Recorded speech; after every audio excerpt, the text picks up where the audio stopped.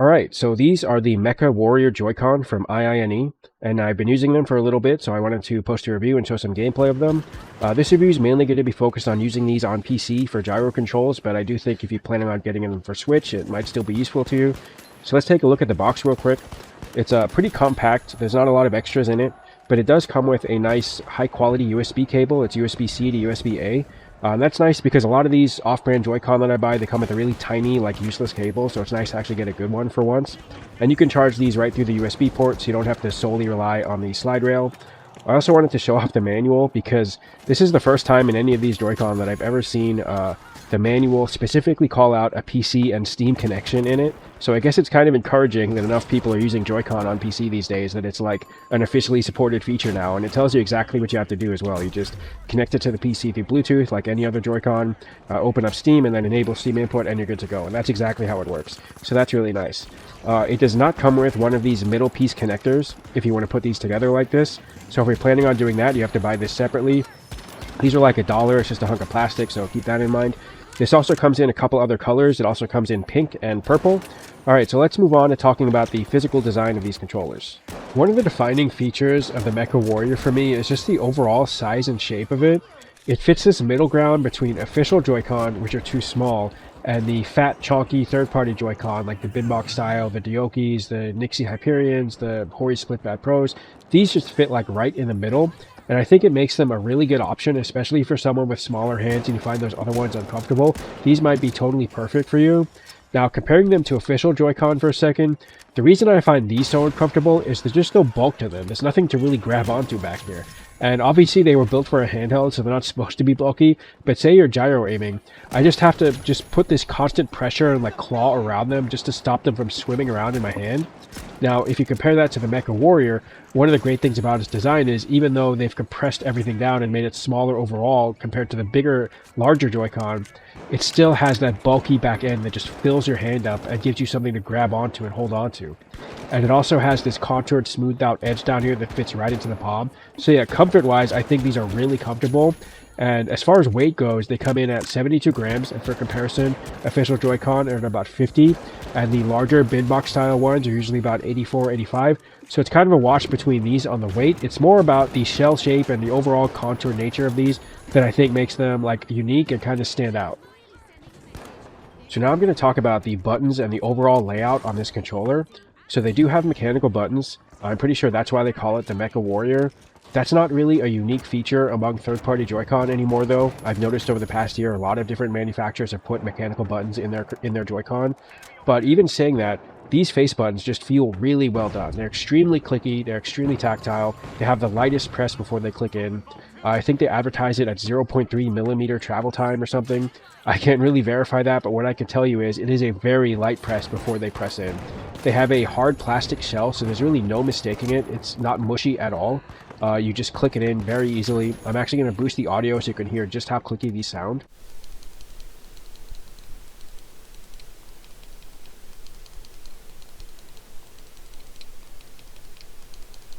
So yeah, not only do they sound like mouse clicks, they feel exactly like mouse clicks as well, which is pretty much exactly what you want from mechanical buttons. So the face buttons on these things, very well done. Now, speaking to the overall layout for a minute, you'll notice that because everything is so small, the analog stick ends up being in line with the face buttons. So I ran into an issue where, because I keep my thumb on the face buttons, as I was going from button to button, I would end up just nudging the analog stick in various directions, even just a tiny bit, and that would trigger various things. So if you look at official Joy-Con, they have the same layout where the stick is in line with the face buttons, but it's so much shorter that it never actually touches your thumb. Whereas on the Mecha Warrior, because it's more of a full-size stick, I mean, it's not quite a full-size stick, it's maybe 80% of the way there, but it is a lot taller. So it just ends up constantly touching the middle or the bottom of your thumb as you move around on the face buttons. And that ended up affecting me because I am a full gyro player. So for me, on the analog stick, I just use up, down, left, right for various bindings like weapons or items or something. And I would end up just accidentally pulling out my map or something unintentionally while I was going from button to button because it would trigger that action while nudging the stick. And the solution I ended up having to use was just adding a dead zone to the stick to avoid, triggering those actions while just nudging it slightly. But if you are somebody that uses the analog stick for, say, stick aiming or stick plus gyro or flick stick, you might not want to end up having to use a dead zone just to avoid that issue, but you also have to figure out if that issue of nudging the stick while you're on the face buttons is going to actually affect you or not. You'll notice on the bigger Joy-Con that try to mimic more of a full-size controller, even though they have full-size analog sticks, it's offset from the face button, so you really never run into that issue. There is some advantages to the compressed layout on this controller though. Like for example, I noticed that because the plus button is so close to the face buttons, that you can kind of just roll over and click it and treat it as like a fifth face button, because it's just so close that you don't really have to remove your thumb from the face buttons at all to click it. For example, if you compare it to the larger Joy-Con where the plus button is so far away that you really can't realistically use it at the same time as using the face buttons, whereas on the Mecha Warrior it's just so close that it's like right there. It's even closer than on official Joy-Con. So that is a really nice benefit of this controller, that you could basically get an extra face button out of it, because obviously you can map the plus button to whatever you want. And speaking of buttons, I wanted to touch upon something I was kind of experimenting with these controllers, is because they're so small and they have this like rounded back end that you can wrap your fingers around. With the aid of a slide rail cover, you could theoretically wrap your fingers around them and like rest them on the SL and SR buttons while still keeping your index finger and thumb like where they normally are. And in combination with the other controller, that basically gives you 4 extra buttons that are at your disposal at all times. And you can treat the SL and SR buttons as just like makeshift back paddles. But these are completely independently remappable, so they don't have to be mapped to like something on the front. Like you can map these to whatever you want in all of their remappers, including Steam. So that's a really nice benefit, and I encourage people who get these to just try this out and see if it works for them, because it's a really interesting way of using them. So about the analog sticks, to me they just feel kind of like normal middle-of-the-road analog sticks. You know, they don't feel low quality, but they also don't feel immediately high quality like the MobaPad sticks did. They're also a little bit smaller than you'd see on the larger style Joy-Con, but that's not really enough to make them, you know, feel different. They don't really feel like they're lacking in range of motion, and they don't feel uncomfortable because of that. I will say I'm not really going to be the best judge of analog stick quality, because like I said earlier, I don't use stick aiming at all. And on the left side stick, I pretty much just use that for WASD on PC, so I'm not really getting that analog stick granularity. So all I can tell you is they just feel like okay analog sticks. They are Hall effect sticks, so they should have pretty good durability. And they also have the metal ring on the stem of the stick, so that should help with the durability as well. So now I'm going to get into what I consider to be the best feature on the Mecha Warrior, and that is these shoulder buttons. These shoulder buttons feel absolutely amazing. These things are the best shoulder buttons that I've used on pretty much any Joy-Con or any controller in general. Like, they just feel that good. So first I'll play you the boosted audio again so you can hear how they sound.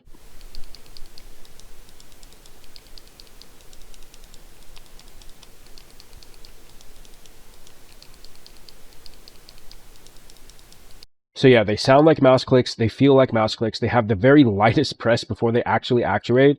One of the things I ran into when I was first using these controllers, especially for gyro aiming, is I would find myself just kind of randomly aim down sighting or like throwing a grenade, because just the act of moving the controller when my index finger was resting on them would actually click them in. That's how light of a press it takes.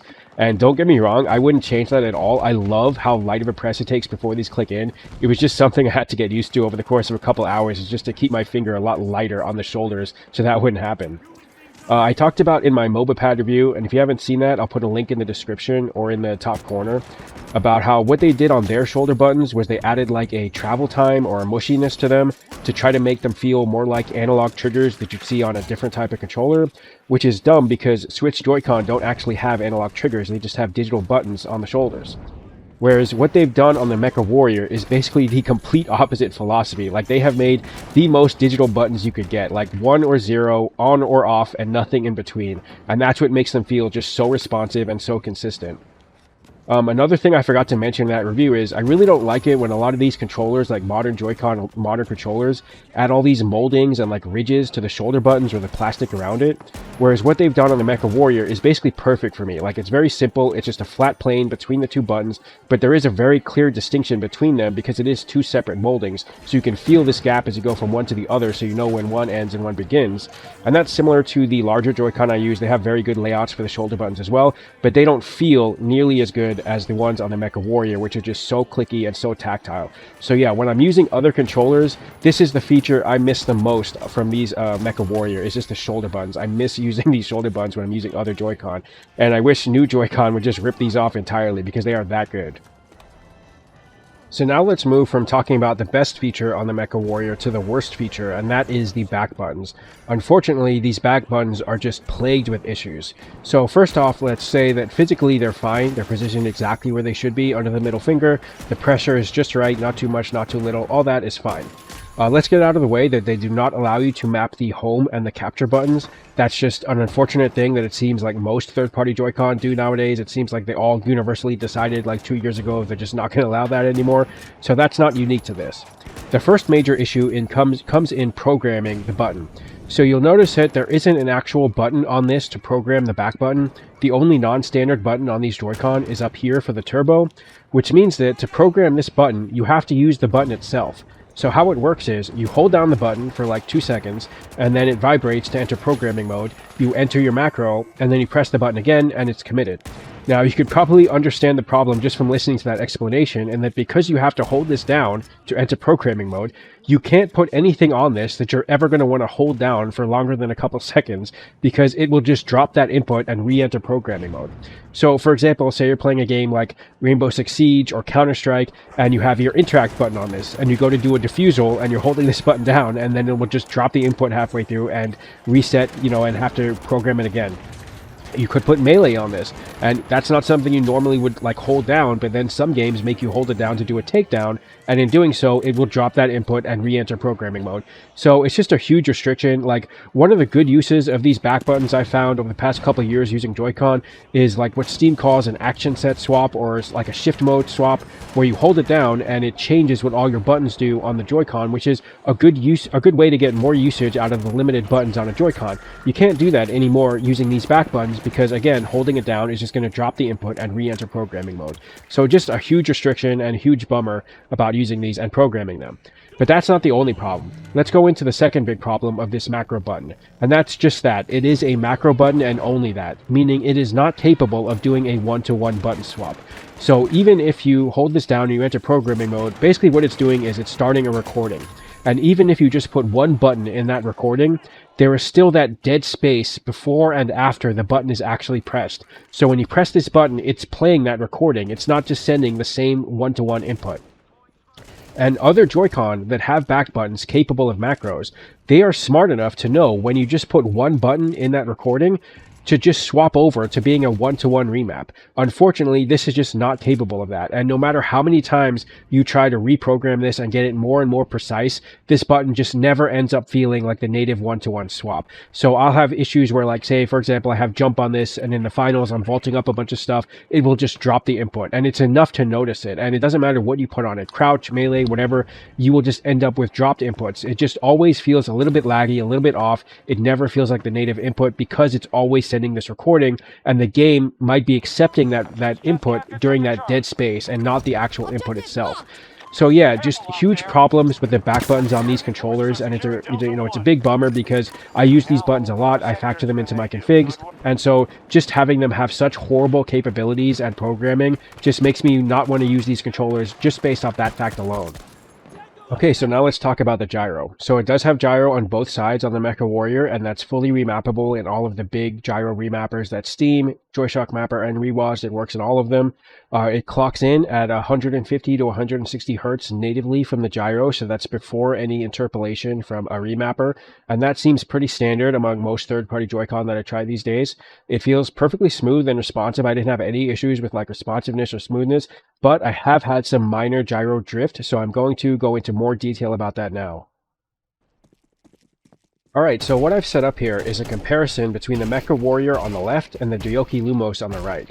The Lumos is kind of my go-to recommendation for Joy-Con, just because it's like a solid all-arounder. They have good build quality, good buttons, solid gyro, Hall effect stick, so it's usually what I recommend. So these are using both the exact same config, and they just came off of 10-second calibration, so it's pretty much equalized.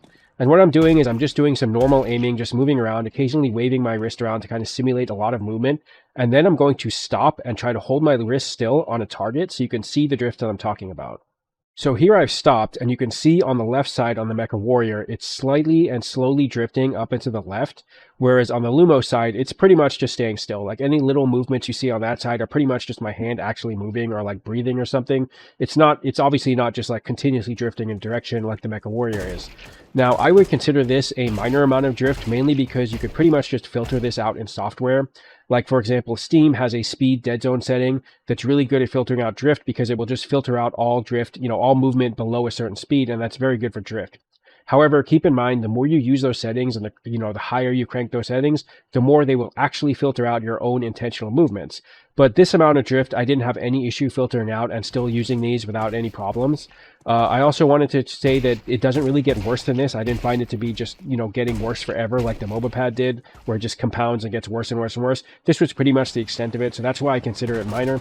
But yeah, I did want to show like equalized versus something I consider very solid gyro like the Lumos, just so you can make your own decision on whether this amount of drift is going to be a deal breaker for you or not. Alright, so now that I've talked about the gyro, I just wanted to put a disclaimer here at the end specifically about how we, evaluate controllers and Joy-Con based on gyro quality. And that is the fact that we're starting to kind of realize in the gyro community, I guess, that there's just this unfortunate variability when it comes to gyro quality and controllers.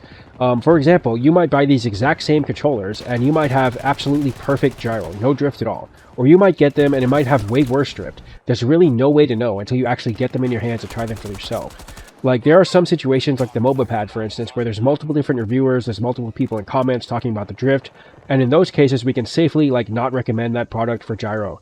But there are other situations like the DualSense, for instance, which is kind of widely known as a high-quality gyro controller, and that's been my experience as well. But we still have people in the community with varying levels of gyro drift or gyro noise on a DualSense. You look at the Alpaca, that's supposed to be kind of like the god tier of gyro. It has 2 different gyroscopes, it has parts specifically sourced for that project, yet we have someone in the community that has more drift on their Alpaca than other people. So, there's really no way to know until you try it yourself, and it makes it really hard to either recommend or not recommend a product based on gyro quality. So I guess what I'm trying to say is, as gyro gaming keeps growing, as you see more and more gameplay, more and more reviews, more and more different controllers, just keep in mind going forward that you're really not going to know until you try it yourself, and if you get anything, get it from a place you can return it if you get one with bad gyro. So that's my review of the Mecha Warrior Joy-Con from IINE. I hope you enjoyed it. Leave a comment if you have any questions, and subscribe if you want to see more, because I'll probably do more Joy-Con reviews in the future, and take it easy.